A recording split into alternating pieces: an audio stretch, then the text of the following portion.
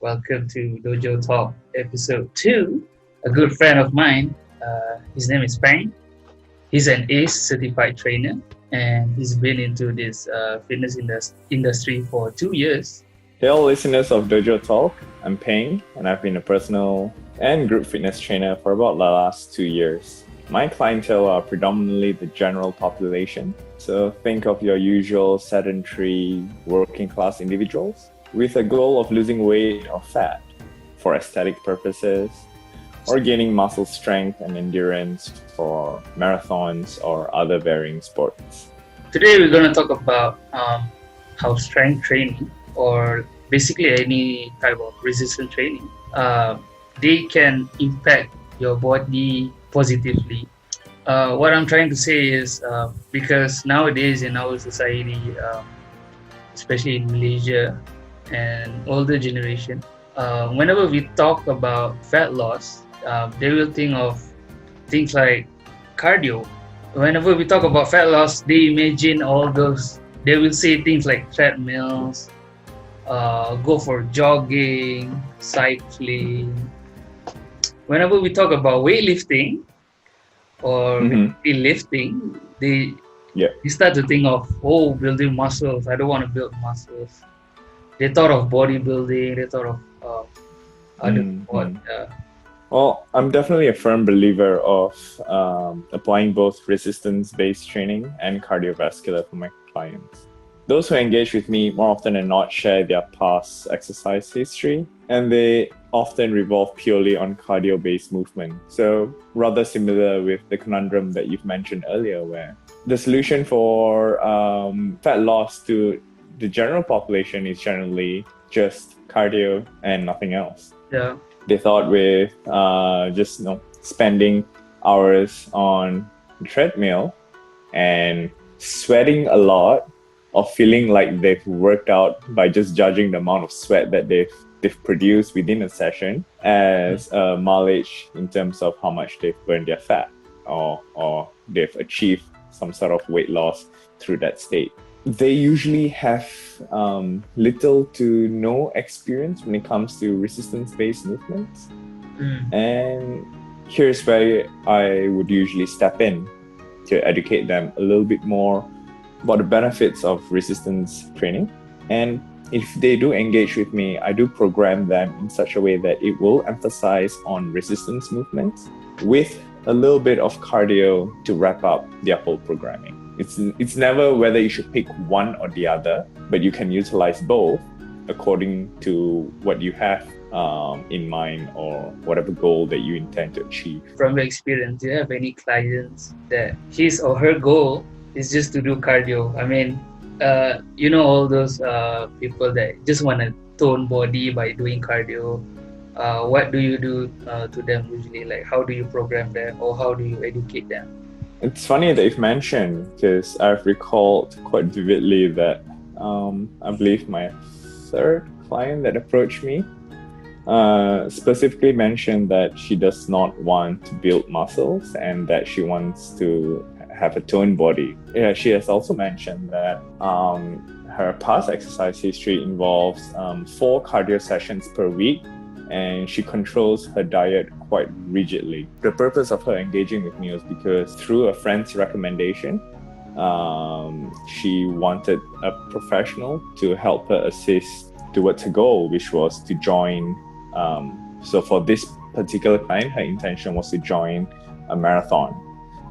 But she does have another goal in mind, which was to have what we call a beach ready body. So she wanted a really toned abs and also a really toned figure in general. So I guess the first few things that I've clarified with her was that her definition of toning muscle, as in accordance to ACE, is that toning muscles is a definition of hypertrophy itself, which by definition means building muscles. You have to build muscles to attain that toned structures that everyone so desires. So upon hearing this, she was quite shocked at first. She was a little hesitant. And then I further clarified myself by saying that there are benefits when it comes to resistance-based movements and also cardiovascular. And when she approached me, her intention was to have a toned body. I said, well, if you believe in the process that I'm administering, perhaps let me dictate or let me show the programming to you and guide you through it from phase 1 until her end goal itself. And she did attain her goal. And of course, she was very happy with the results. Nowadays, we can see some coaches that applies cardio training, like a lot of cardio training, just to achieve the most amount of weight loss. Yeah. So they hire those coaches to do hours and hours of cardio. I think most of the coaches like really stress them on the cardio training compared to resistance. But then it works. It still works.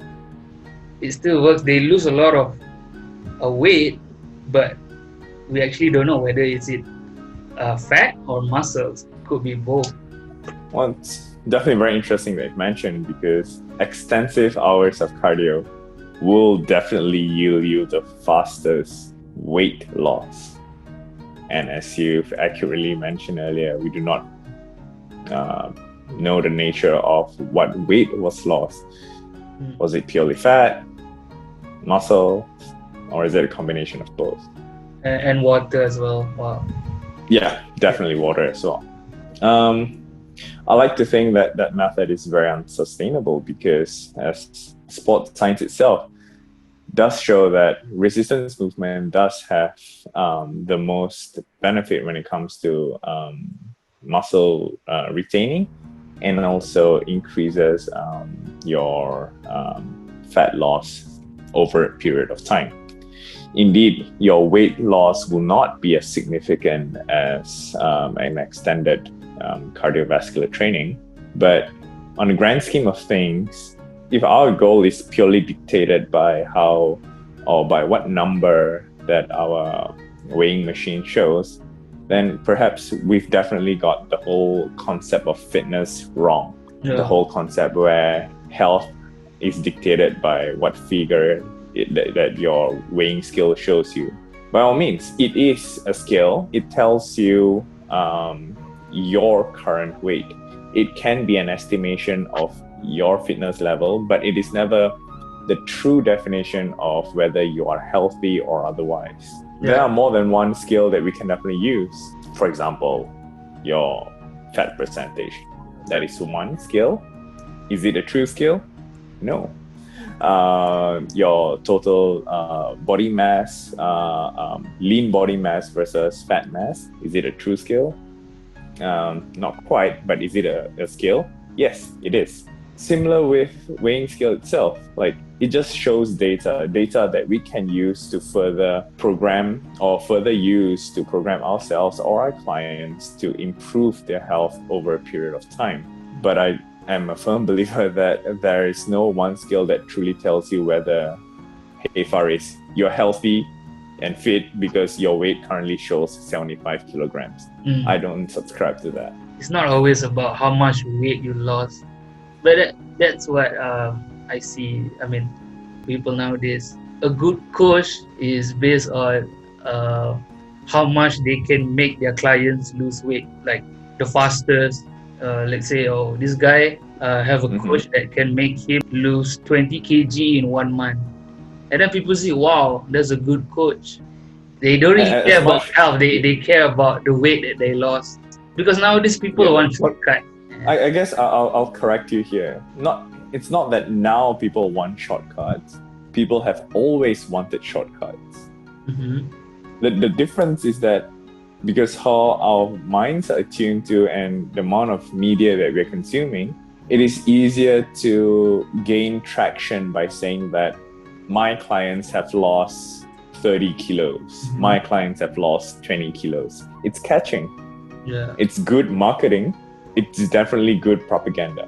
And unfortunately, in the world of fitness itself, you gain fame by gaining such traction.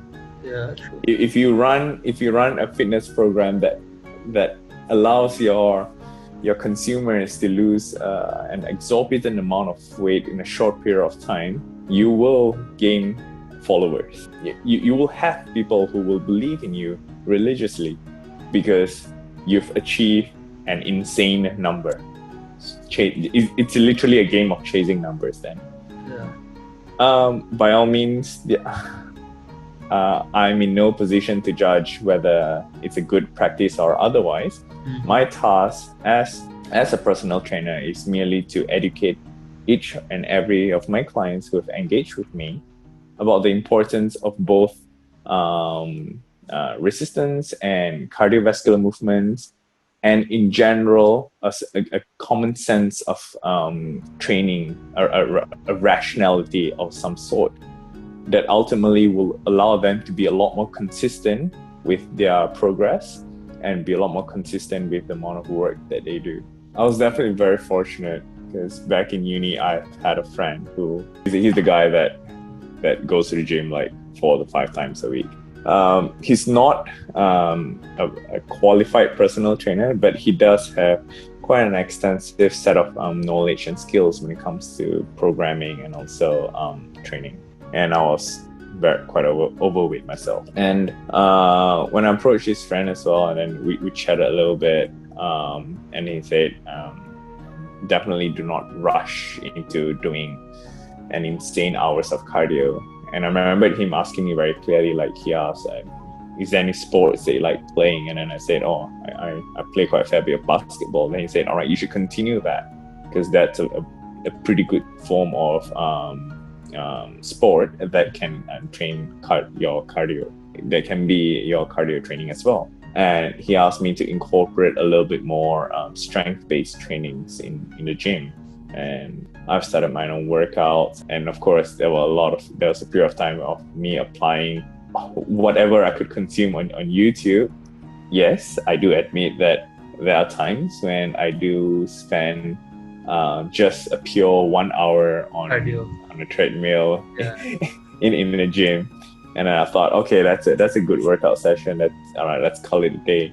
Whenever I train with that said friend, he's always pushed me for more resistance training, and that has always been my training methodology since then. Of course, now with a little bit more knowledge, I guess. I think almost all of us start our fitness journey like that. Extensive hours of cardio, and then slowly we learn a lot. I do think that social media is a good platform to educate us and all the people who wants to start their fitness journey on resistance training.